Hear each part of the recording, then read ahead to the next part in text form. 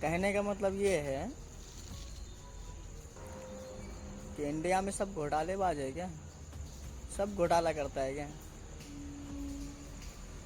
Modi vote चोरी का घोटाला, इलेक्शन कमीशन साथ में मिला हुआ। जिस कोर्ट ने 2002 में ये दो आदमी को बताया था कि भारत के लिए ये दो आदमी खतरनाक साबित है, आज वो दो आदमी देश चला रहे हैं। इंडिया का शिक्षा मंत्री सही से बोल नहीं पा रहा है क्वांटिटी।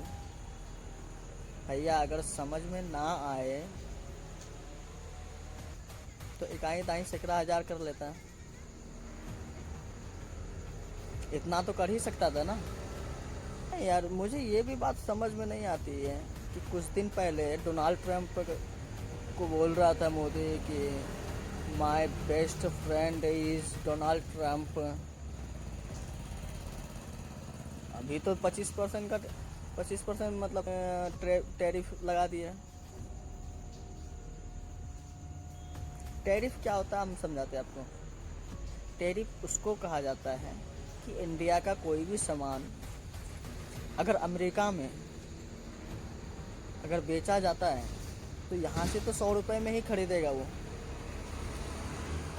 लेकिन वो जो बेचेगा वो 125 का बेचेगा, 150 का बेचेगा।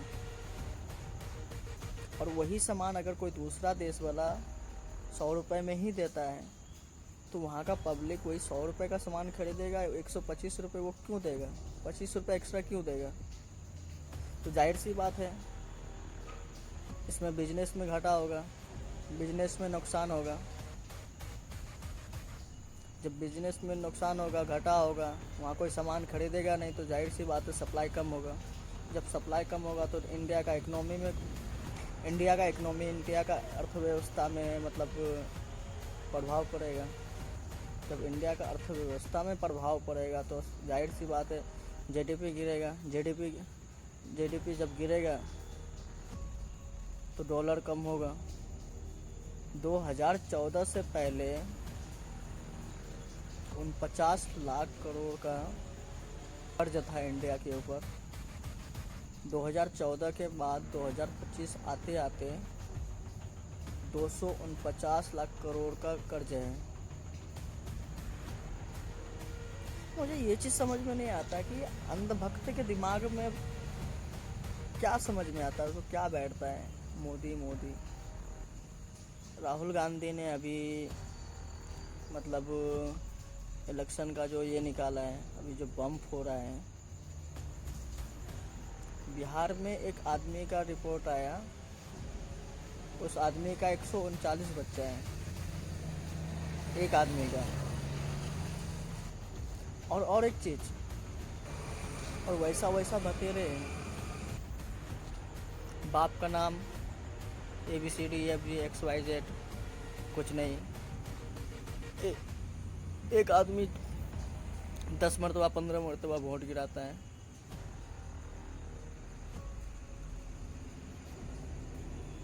क्या ऐसा करके सच में वोट चोरी किया गया है या फिर राहुल गांधी जो कह रहा है वो झूठ है? मैं सोच रहा था कि मतलब आप तक बात पहुंचाऊं। आप जनता हो, मैं भी जनता हूं, मुझे भी हक बनता है अपने सरकार से सवाल पूछने का।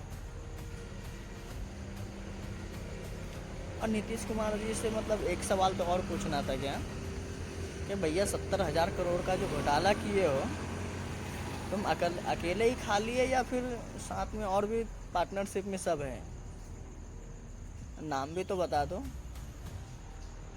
मैं एक वीडियो स्क्रॉल कर रहा था, देख रहा था, उसमें देख रहा था कि इंडिया का शिक्षा मंत्री का एक वीडियो वायरल हो रहा है जिसमें 1,07,036 लिखा हुआ है।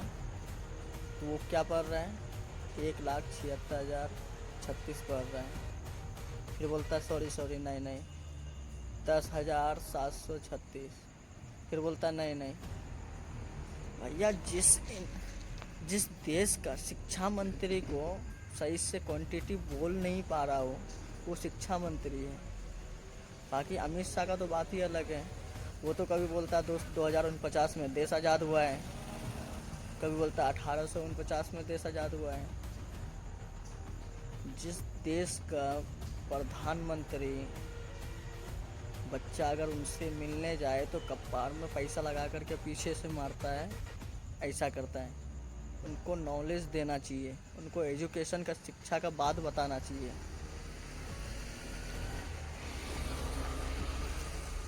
अगर इंडिया अगर आगे बढ़ना चाहता है तो भैया आगे इलेक्शन में जो पढ़ा लिखा है उसको अपना चुनो, उसको प्रधानमंत्री चुनो।